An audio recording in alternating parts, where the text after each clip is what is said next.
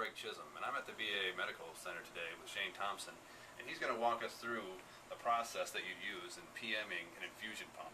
First off, what kind of infusion pump are we dealing with, Shane? Today we have the Aleris Signature Series, model number 7130 infusion pump. The first step in PMing this type of pump is to check the external casings for any kind of damage, check the cords for any kind of frays, make sure the receptacle is not damaged. These things can become damaged by everyday use. They can be knocked off of IV poles. Because these things are on wheels, right? So, I mean, these things get rolled all over the hospital. Correct. So. Correct. Okay, I mean, how often these things get damaged all the time, so, I mean, I imagine you see quite a few. Daily, yes. Okay. So what would be, in this early stages of the PM, what else would we be looking for? In any hospital, patient safety is the number one concern. Being as this particular pump is hooked directly to the patient, we have to make sure that there is no shock hazard. Okay, how do we go about checking that? We're going to use a Fluke electrical safety analyzer, and we're going to check the ground leakage directly from the pump. Okay. There's an acceptable level of less than 500 microamps, and we are well within that range at 39.4. Okay, excellent. And you'd be asked to take that off the floor if it, exceeded that level, right? Correct, immediately. Okay. So, I mean, is there anything else in the early stages of this PM that we need to know? Nope, we're ready for step 2. All right, excellent. All right, we're back for step 2. Now, for step 2, Shane, what are we looking to find out? Next thing I do is I ensure that the time and date are set correctly. I check the status of the battery. This pump requires battery replacement every 3 years. Okay, this thing has battery backup? I mean, so if this thing gets all disconnected, I mean, we're still good to go? Yes. Oh, excellent. What else do we got? From there I do a pressure calibration, and what this does is if the line becomes occluded when it's connected to the patient. Wait a minute, what's occluded mean? Blocked or pinched. Okay. If it reaches a certain pressure, it'll shut the pump off and alarm. Okay, now how do we go about checking this? I use a digital pressure multimeter hooked to a 35 cc syringe. The syringe creates the pressure, and the pump will read the pressure. Okay. We want to take this up to 500 millimeters of mercury.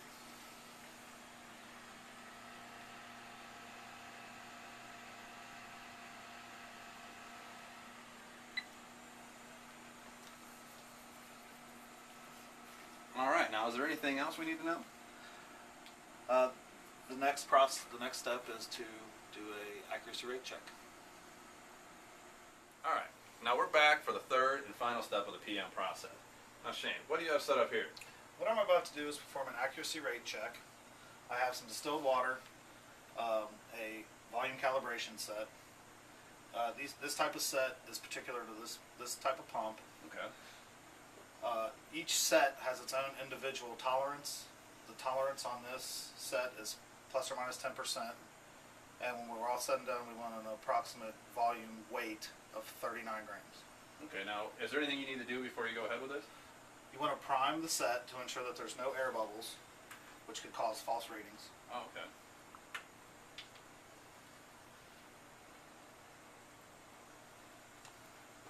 We're good to go there. I'm going to insert the set into the pump.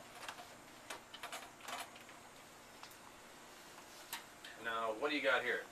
I have a pre-weighed receptacle. This receptacle weighs 74.88 grams, and what I'm going to do is, once the pump is done with this run, I'm going to weigh the volume of the water along with the receptacle. Okay. And I'm going to subtract this receptacle weight to get our volume. All right, sounds good.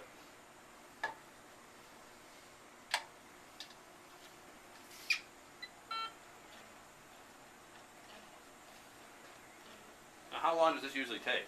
This takes approximately 5 minutes. Okay.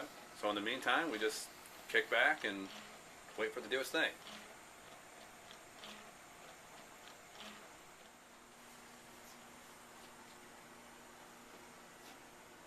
Okay, the pump has finished its cycle. So the next thing I do is I take the water that we just put into the previously weighed receptacle. I weigh it together on the digital balance scale. Come up with 113.6 grams. We're going to subtract the 74.88 grams of the receptacle from the 113.6. We come up with 38.8 grams, which is well within our tolerance.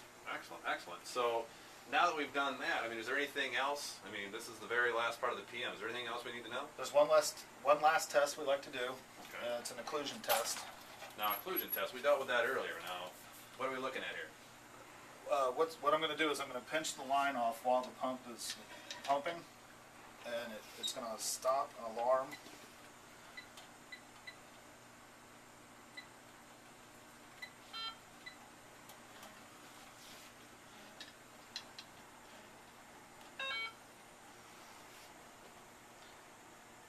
That's it? Read it that quick? That's it. Read it that quick.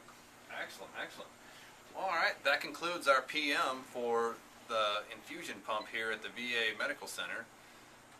Thank you for your time, and that's all we have.